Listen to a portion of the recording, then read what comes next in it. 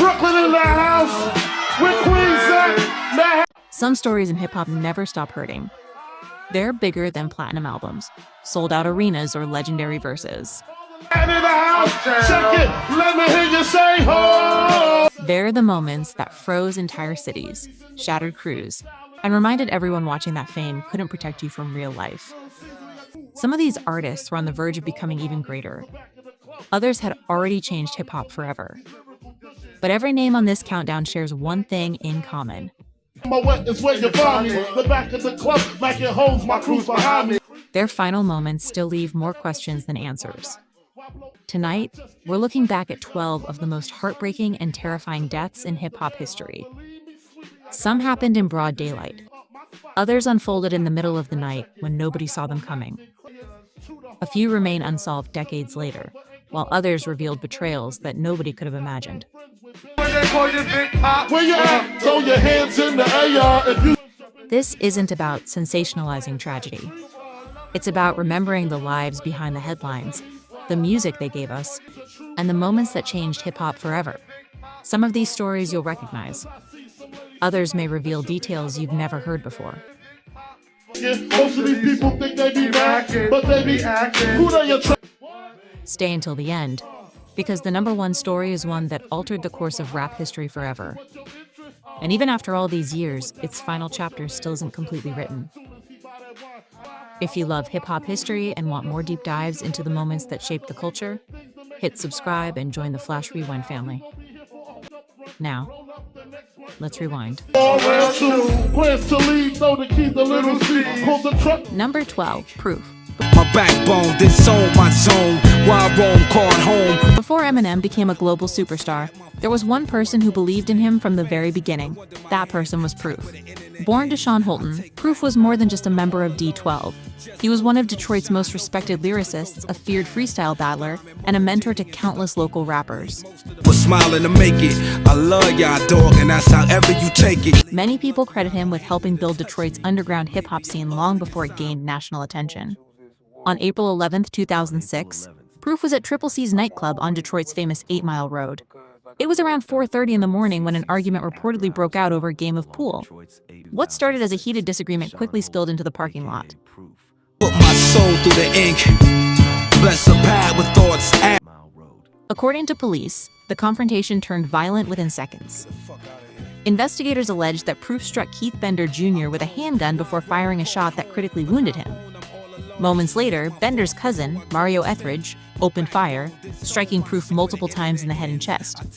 Just poof, no shine, no friend, just fans. No wonder my hands tight. Proof died at the scene. He was just 32 years old. 8 days later, Keith Bender Jr. also died from his injuries, turning the confrontation into a tragedy that claimed 2 lives. For hip-hop fans, the loss was devastating. Proof wasn't just another rapper. He was Eminem's closest friend. The two had grown up together, battled together, and built D12 side by side. In front of the CCC After Hours Club along Detroit's 8 Mile. Proof had even served as the best man at Eminem's wedding only months before his death. Many fans also remember the eerie connection to Eminem's song, Like Toy Soldiers.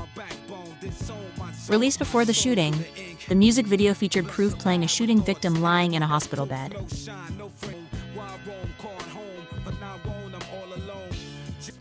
After his real-life death, those scenes became heartbreaking to revisit.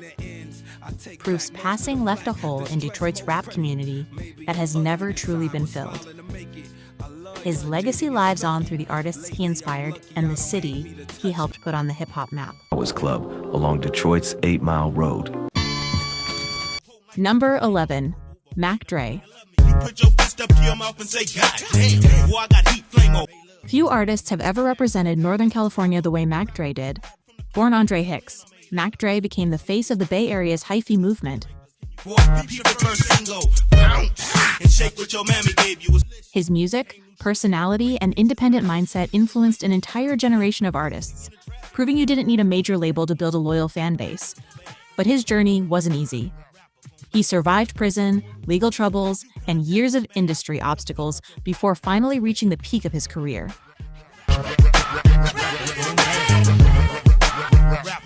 Then, on November 1st, 2004, everything changed.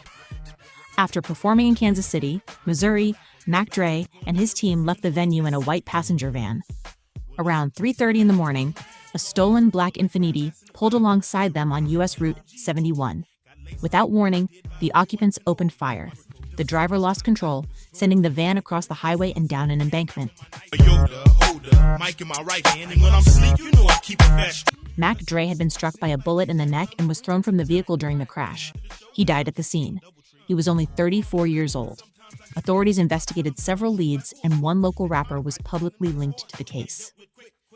However, no charges were ever filed due to insufficient evidence. Less than a year later, that same rapper was killed in an unrelated shooting, leading to years of speculation about possible retaliation.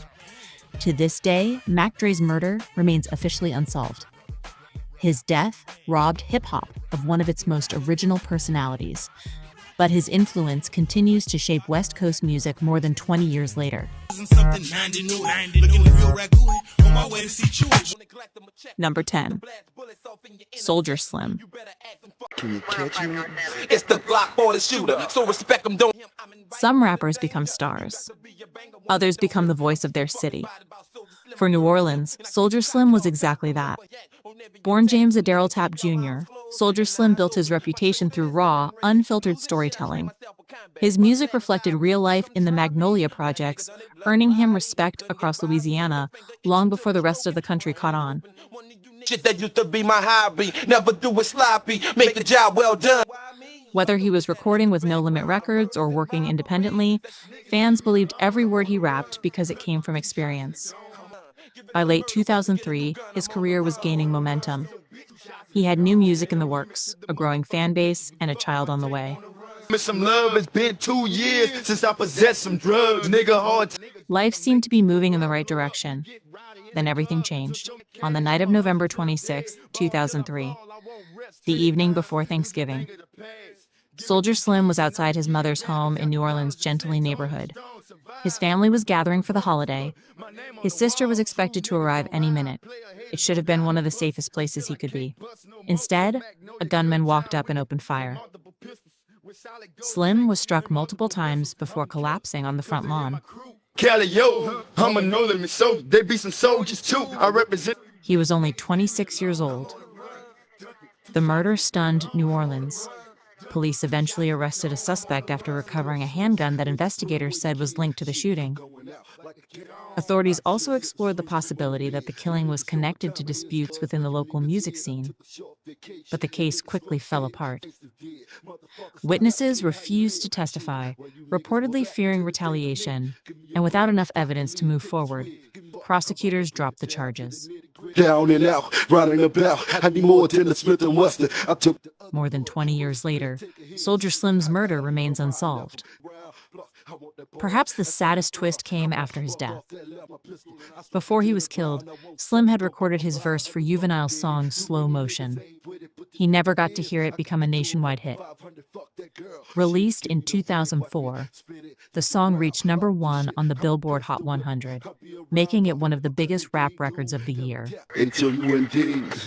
I'm on the run, so bitch niggas leave me. Number 9. Big L. Some artists leave behind a legendary catalog.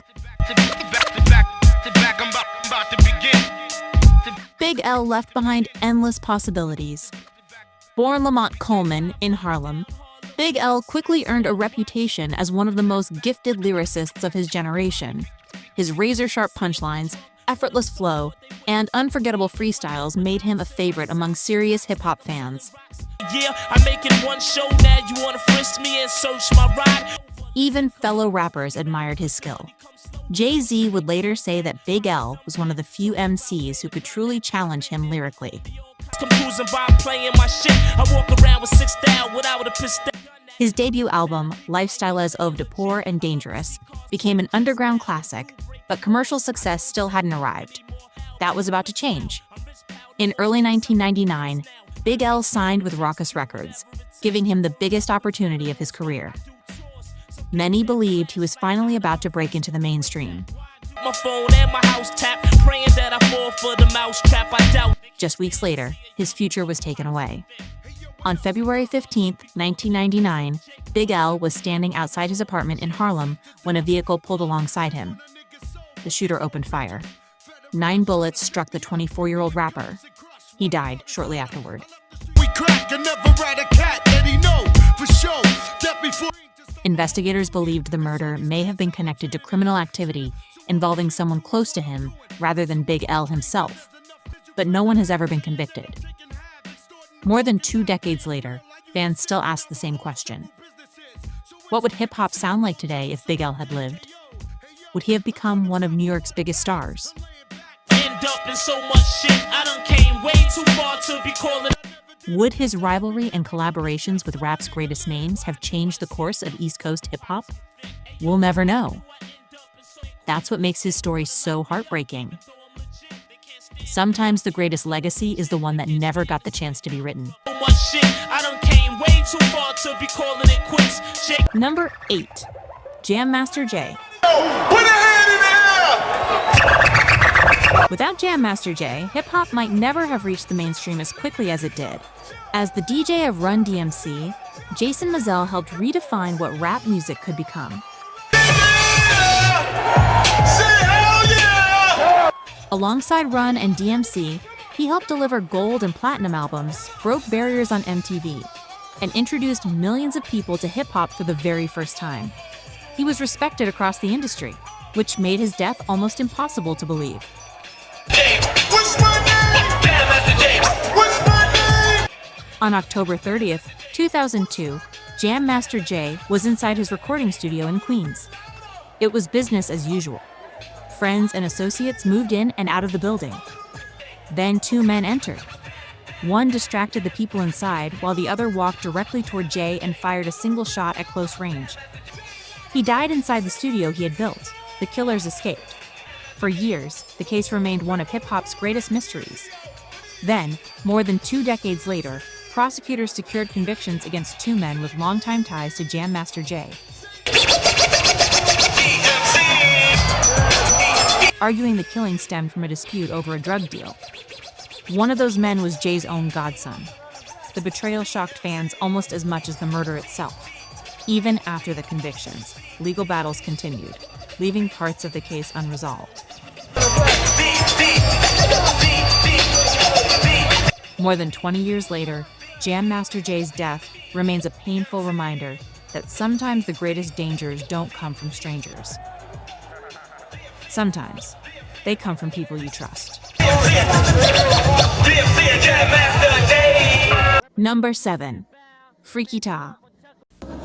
Brothers born, this is B.O.E. back, works up. Some tragedies happen because of bad choices. Others happen because someone was simply in the wrong place at the wrong time. That's the story of Freaky Tah. Born Raymond Rogers, Freaky Tah was the energetic heart of the Queens rap group Lost Boys. While Mr. Cheeks handled many of the verses, Freaky Tah brought the personality that fans couldn't get enough of.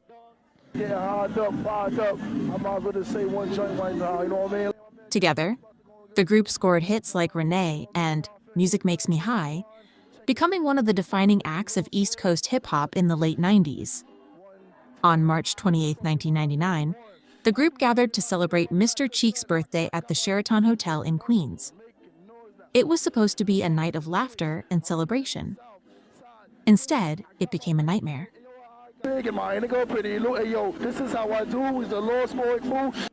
As Freaky Tah walked toward the exit, a gunman opened fire. He was struck and later died from his injuries. He was only 27 years old. Investigators later determined the shooting was connected to an ongoing feud involving people associated with the Lost Boys camp. Authorities believed Freaky Tah himself wasn't the intended target of the original conflict, but became caught in a chain of retaliation.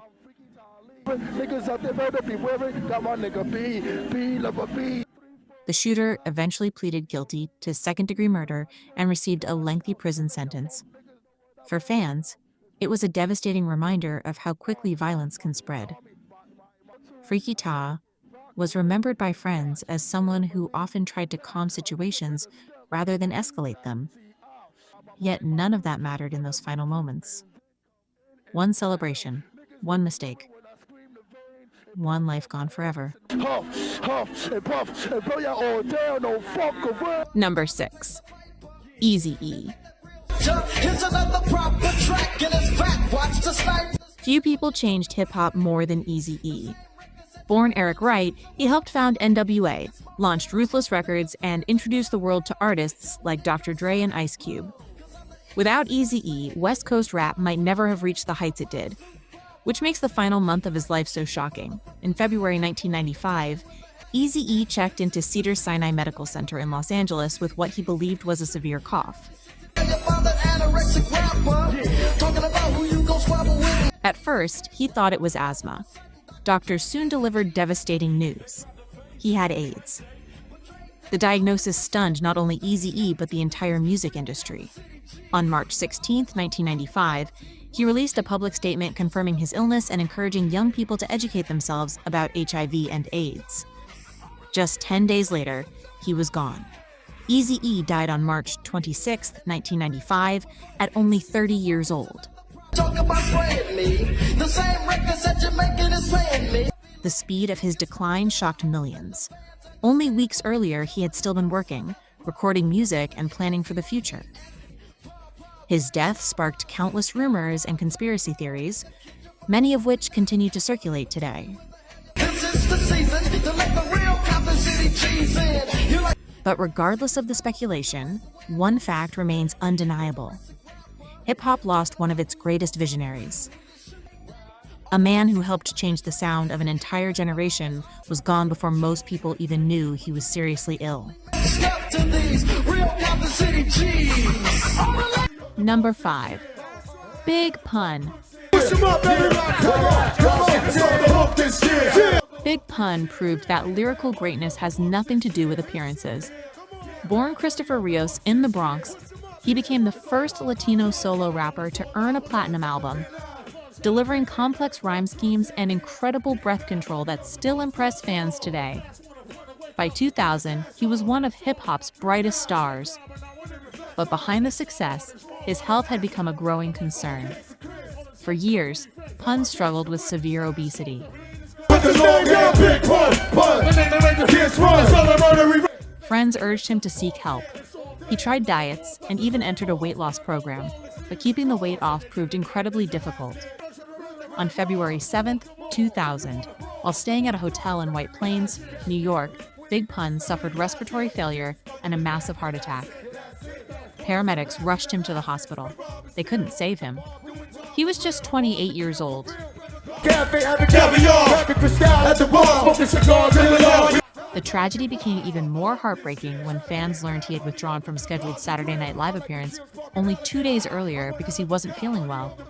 His second album, Yeah Baby, was released after his death, allowing fans to hear the music he had already completed. Big Pun's legacy remains unforgettable. His career proved that talent could break barriers.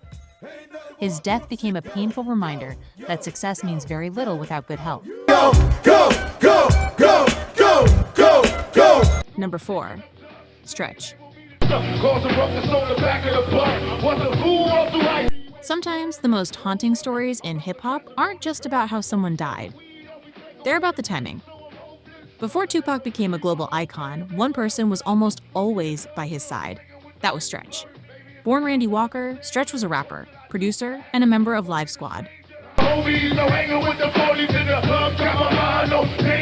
He helped shape some of Tupac's earliest music, producing tracks on 2Pacalypse Now, Strictly 4, My N.I.G. Gaz, and Thug Life, Volume 1. More than a collaborator, he was one of Tupac's closest friends during the early years of his career. Everything changed on November 30th, 1994. That night, Stretch was with Tupac at Quad Recording Studios in Manhattan when Tupac was ambushed, robbed, and shot multiple times.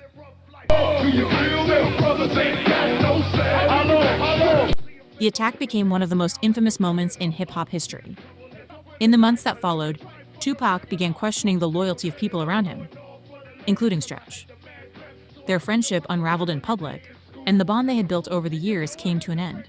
Then came a twist that still gives people chills.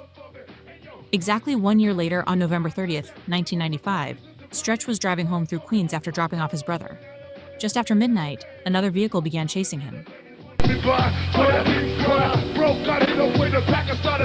Gunshots rang out. Stretch was struck several times, lost control of his minivan, and crashed into a tree. He died at the scene. He was only 27 years old. Investigators spent years looking into the case, but no one was ever convicted. What continues to fascinate fans is the eerie timing. Stretch was killed almost exactly 1 year, to the day and nearly the minute.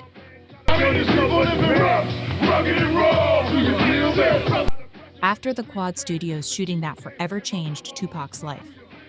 Was it simply an incredible coincidence? Or was there more to the story? No one has ever been able to answer that question with certainty. What is certain is that hip-hop lost another talented artist far too soon, and one of its most mysterious cases remains unsolved to this day. Number 3. Old Dirty Bastard. There has never been another artist quite like Old Dirty Bastard.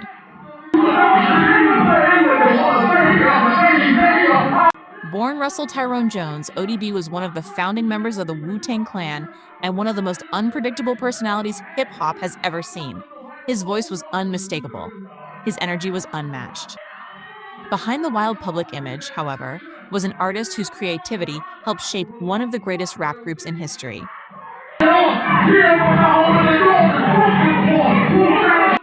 After years of legal troubles and prison time, ODB finally seemed to be getting his life back together. He had signed with Rockefeller Records. He was recording new music. Fans believed a comeback was finally underway. Then, on November 13th, 2004, tragedy struck. While recording inside RZA's New York studio, ODB suddenly complained of chest pains. Moments later, he collapsed. Despite emergency efforts, he was pronounced dead. He was just 2 days away from his 36th birthday. An autopsy later determined that a combination of cocaine and the prescription drug tramadol caused his accidental overdose. The news devastated the hip-hop community. ODB had survived prison, addiction, and years of personal struggles. Just when it seemed like he was writing a new chapter, his story came to an end. The comeback album he had been working on was never officially released, leaving fans wondering what could have been. Number 2. The Notorious Big Some Artists Become Stars. Christopher Wallace became a legend. Known around the world as the Notorious Big, Biggie changed East Coast hip-hop with his unforgettable storytelling, smooth delivery, and larger-than-life personality. By 1997, he had become one of the biggest names in music, and his second album, Life After Death, was ready for release. Sadly, he would never experience the impact it would have. On the night of March 9th, 1997, Biggie attended a Soul Train Awards after-party in Los Angeles. As he and his team left the event, an unexpected incident occurred while they were traveling through the city. Biggie was rushed to a nearby hospital but passed away shortly afterward. He was just 24 years old. Only 16 days later, Life After Death was released.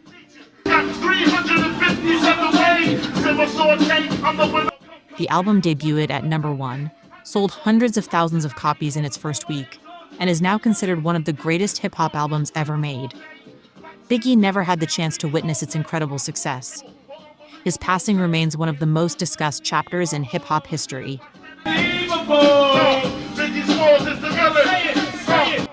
Decades later, many questions surrounding that night continue to be debated, and the story remains an important part of the genre's history.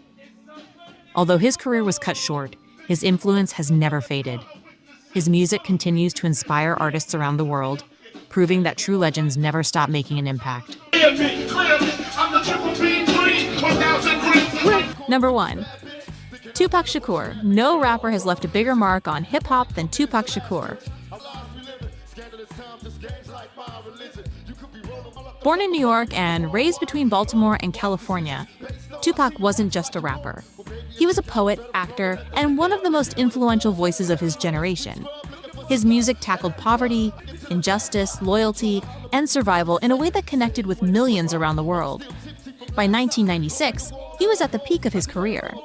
Every album was a success, and every move he made became headline news.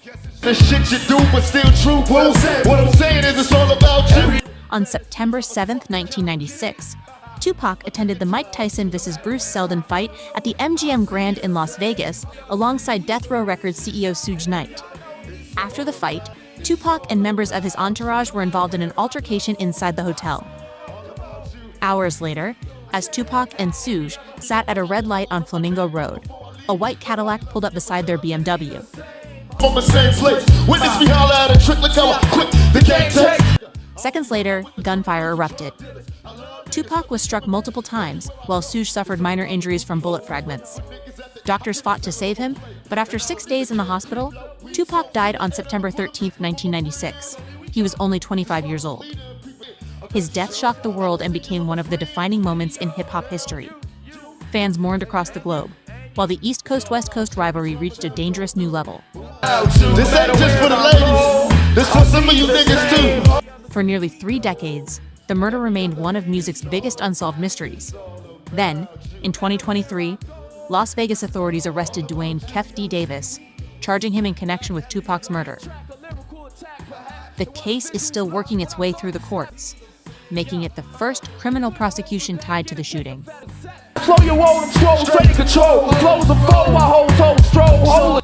Whether it finally answers every question remains to be seen. What can't be questioned is Tupac's legacy. His music continues to inspire new generations, and nearly 30 years after his death, his influence is as powerful as ever. Some artists are remembered for their hits.